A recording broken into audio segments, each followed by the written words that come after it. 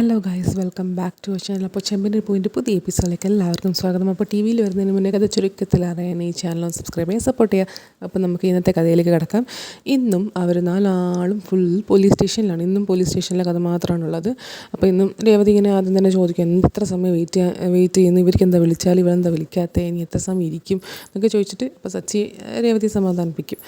ഇപ്പോൾ വിളിക്കും, ഞാൻ അവിടെ ഇരിക്കും, വെയിറ്റ് ചെയ്യുമെന്ന് അവനും പറയുന്നുണ്ട്. പിന്നെ ഉള്ളിലാണെങ്കിൽ നമ്മുടെ വക്കീലും നീലിമയും കൊണ്ട് ഡിസ്കസ് ചെയ്യാൻ വേണ്ടി വിട്ടിട്ടുണ്ടല്ലോ. അപ്പോൾ അവർ പുറത്ത് വന്നിട്ട് ഇങ്ങനെ സംസാരിക്കും, എന്ത് ചെയ്യും എന്നുള്ള കാര്യം. അപ്പോൾ വക്കീൽ പറയും പൈസ കൊടുക്കുന്നതാണ് നല്ലത് എന്ന് പറയും. അപ്പോൾ നീലിമ പറയും, ഞാനെന്തിന് പൈസ കൊടുക്കണം എന്നൊക്കെ ഇങ്ങനെ പറയും. അപ്പോൾ വക്കീൽ പറയും, പിന്നെ പൈസ കൊടുക്കാതെ ഞാനൊരു തെറ്റും ചെയ്തിട്ടില്ലല്ലോ എന്ന് നീലിമ പറയും. അപ്പോൾ വക്കീൽ പറയും, ഒരു തെറ്റും ചെയ്തിട്ടില്ല, നിങ്ങളുടെ എല്ലാ സംഭവവും എന്നോട് തന്നെ ഇത് പറയണം, നിങ്ങളുടെ എല്ലാ തരികിടിയും അറിയാവുന്ന എന്നോട് തന്നെ ഇത് പറയണം എന്ന് പറയും.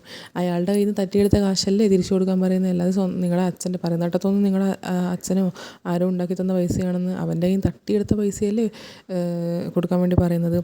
അവൻ്റെ കയ്യിൽ നിന്ന് പൈസ തട്ടിയെടുത്ത് നിങ്ങളൊരു വലിയ ബിസിനസ്സും തുടങ്ങി, ഇപ്പോൾ നല്ല പൈസയും ഉണ്ടാക്കുന്നുണ്ട് അത്യാവശ്യത്തിന്, പിന്നെ അത് തിരിച്ചു കൊടുത്തേക്ക്, പിന്നെ എന്തിനാ അത് വെക്കുന്നത്, തിരിച്ചാൽ കൊടുത്തേക്കെന്ന് പറയും. അപ്പോൾ നീലിമ പറയും, എന്നെ രക്ഷിക്കാനാണ് നിങ്ങളെ ഞാൻ ഇങ്ങോട്ട് വിളിച്ചു വരുത്തിയത്, അല്ലാതെ ഇത് പറയാനല്ല. നിങ്ങൾ പറയുന്നതായിട്ട് നിങ്ങൾ അവരുടെ വക്കീലാണോ എൻ്റെ വക്കീലാണോ എന്നൊക്കെ ചോദിക്കുന്നുണ്ട് നീലിമ. അപ്പോൾ ഈ വക്കീൽ പറയും, അതെ രക്ഷിക്കാൻ തന്നെയാണ് വന്നത്, പക്ഷേങ്കിൽ എല്ലാം ഒരാൾ പെണ്ണ് കാണാൻ വന്ന പോലെ ഇട്ട് എല്ലാം വിളമ്പിയില്ലേ, കാനഡയിൽ പോയി ബിസിനസ് തുടങ്ങിയതും, ഇപ്പോൾ ഇവിടെ നാട്ടിലൊരു പ്രോപ്പർട്ടി എടുത്തിട്ടുണ്ട്, അതിൻ്റെ രജിസ്ട്രേഷൻ വന്നതാണ്, എല്ലാം പോലീസുകാരുടെ മുന്നിലും അവരുടെ മുന്നിലും പറഞ്ഞില്ലേ.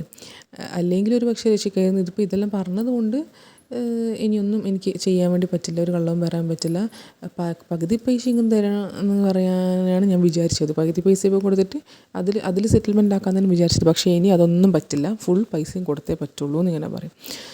എന്നിട്ട് കൊടുത്തിട്ടില്ലെങ്കിൽ കൊടുക്കൂലെന്നാണ് നീലിമേൻ്റെ ഒരു ഇത്. അപ്പോൾ കൊടുത്തിട്ടില്ലെങ്കിൽ SSR കേസ് എടുത്തിട്ടുണ്ടെങ്കിൽ, FIR രജിസ്റ്റർ ചെയ്തിട്ടുണ്ടെങ്കിൽ, കോർട്ടിലേക്ക് ഈ കാര്യങ്ങൾ പോയിട്ടുണ്ടെങ്കിൽ നിങ്ങൾക്ക് പിന്നെ ഒരിക്കലും പുറത്തേക്ക് പോകാൻ വേണ്ടി പറ്റില്ല, അത് നിങ്ങൾ ആലോചിച്ചോ ഇങ്ങനെ പറയാണ്. എന്നിട്ട് പൈസ കൊടുക്കുന്നതാണ് ഏറ്റവും നല്ലത്, അങ്ങനെ ഈ സോൾവ് ആക്കുന്നത് നല്ലതെന്ന് ഇങ്ങനെ പറയും. അങ്ങനെ കൊടുക്കാം എന്നിങ്ങനെ പറയും നീലിമ, കൊടുക്കാമെന്നുള്ള തീരുമാനത്തിലെത്തും.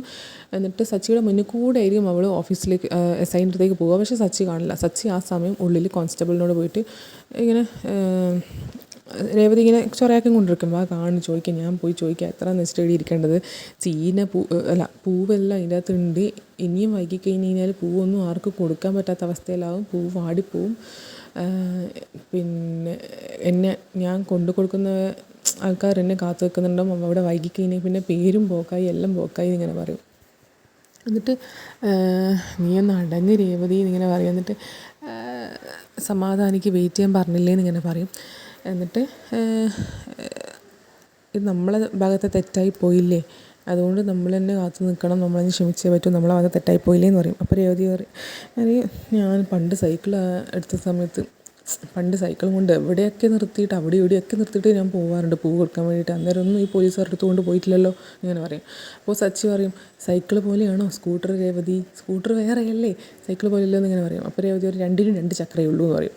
അപ്പോൾ സച്ചി പറയും, അതെയാ എന്നാൽ ബുൾഡോസറിന് 2 ചക്രയുള്ളൂ എന്ന് വെച്ചിട്ട് റോഡിൽ അടിയിട്ട് നിർത്തി ഇടാൻ പറ്റില്ലല്ലോ അത് ഇങ്ങനെ പറയും.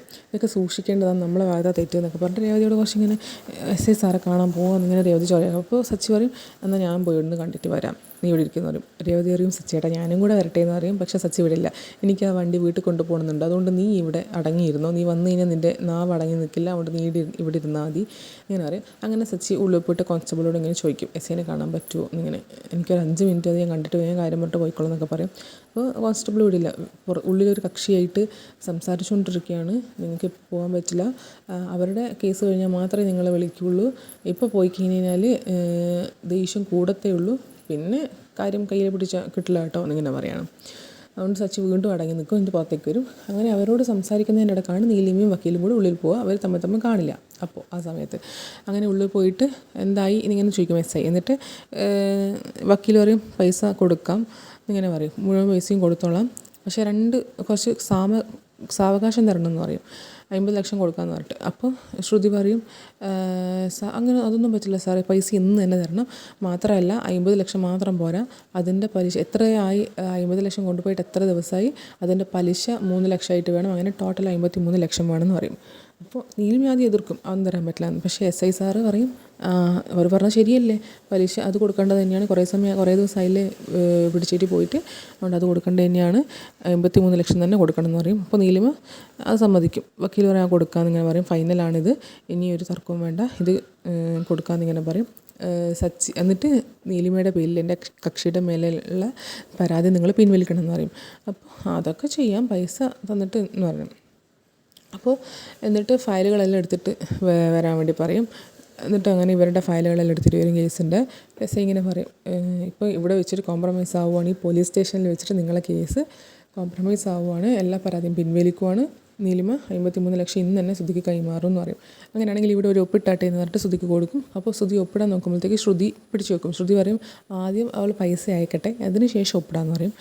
അങ്ങനെ നീലിമയ്ക്ക് ബാങ്ക് ഡീറ്റെയിൽസ് കൊടുക്കാൻ വേണ്ടി പറയും. ശ്രുതിൻ്റെ ബാങ്ക് ഡീറ്റെയിൽസ് കൊടുക്കും. അവൾ 53 ലക്ഷം തന്നെ ക്രെഡിറ്റ് ആക്കും, അയച്ചു കൊടുക്കും. അപ്പോൾ ശ്രുതി പറയും ക്രെഡിറ്റ് ആയി സാർ, വന്നു, ഇങ്ങനെ ഭയങ്കര സന്തോഷമാണ് അവർക്ക്. എന്നിട്ട് ഒപ്പിടും, സൈൻ ഇടാൻ വേണ്ടി പറയും. ഇനി ഒപ്പിടാലോ എന്ന് പറഞ്ഞിട്ട് അങ്ങനെ ശ്രുതി സൈൻ ഇട്ട് കൊടുക്കും. സാക്ഷിയായിട്ട് ശ്രുതിയോടും സൈൻ ഇടാൻ വേണ്ടി പറയും. ഇപ്പുറത്ത് നീലിമേനോട് സൈൻ ഇടിപ്പിക്കാൻ പറയും. നീലിമ സൈൻ ഇടും. സാക്ഷി ആരോടും ചോദിക്കും, അവളെ ഭാഗത്തുനിന്ന് സാക്ഷി ആരോ ഒപ്പിടാന്ന് ചോദിക്കും. അപ്പോൾ അവൾ പറയും ലോയർ ഉണ്ടല്ലോ, എൻ്റെ ലോയർ ഉണ്ടല്ലോ എന്ന് പറയും. അപ്പോൾ പോലീസ് പറയും ഇതിൽ ലോയർ ഒപ്പിടാൻ പാടില്ല എന്നിങ്ങനെ പറയും, ആരെങ്കിലും സാക്ഷി ഒപ്പിട്ടേ പറ്റുള്ളൂ എന്ന് പറയും. അങ്ങനെ ഇവിടെ ആരും പരിചയമില്ല എന്ന് പറയുകയാണ് അവൾ, എനിക്ക് പരിചയമൊന്നുമില്ല, അതുകൊണ്ട് ആരിടാനെന്നൊക്കെ പറയാണ്. അപ്പോൾ ഒരു കോൺസ്റ്റബിൾ വന്നിട്ട് മേഡം ഇങ്ങോട്ട് വന്നതെന്ന് പറഞ്ഞിട്ട് പുറത്തേക്ക് പോവും.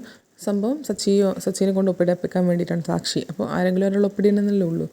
അങ്ങനെ പുറത്തേക്ക് പോകും അവളെയും കൂട്ടിയിട്ട്. അപ്പോഴാണ് ഇവർ തമ്മിൽ കാണുന്നത്. മേഡം എന്താ പ്രശ്നം എന്നൊക്കെ എന്നെ ചോദിക്കും. അപ്പോൾ പറയും ഒരു പ്രോപ്പർട്ടീൻ്റെ രജിസ്ട്രേഷൻ ഉണ്ടായില്ല, അതിൻ്റെ എന്തെങ്കിലും പ്രശ്നമാണോ എന്നൊക്കെ ഇങ്ങനെ ചോദിക്കും. അപ്പോൾ അവൾ പറയും ചെറിയൊരു പ്രശ്നമുണ്ട് എന്നിങ്ങനെ പറയും.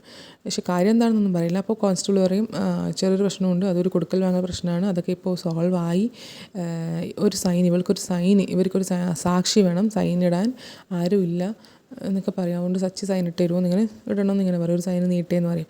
അപ്പോൾ അവരും പറയും, നീലിമയും പറയും എന്നെ ഒന്ന് ഹെൽപ്പ് ചെയ്യ് സച്ചി, എനിക്കിവിടെ അറിയുന്ന ആരും ഇല്ല, പരിചയമുള്ള ആരും ഇല്ലെന്നറിയില്ലേ, എനിക്കാണെങ്കിൽ പെട്ടെന്ന് തീർത്തിട്ട് തിരിച്ചു പോകാൻ വേണമെന്നിങ്ങനെ പറയും.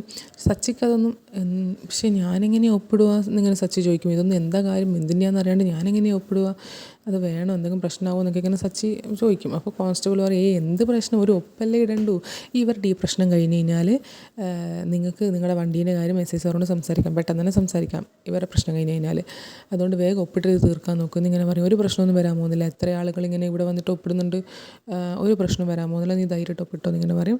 എന്നാലും സച്ചിക്ക് അത്ര അങ്ങോട്ട് തൃപ്തിയായില്ല. ഇവരെ കേസാണ് ഇത്രയും സംസാരിച്ചിരുന്നത് എന്നിങ്ങനെ സച്ചി ചോദിക്കും.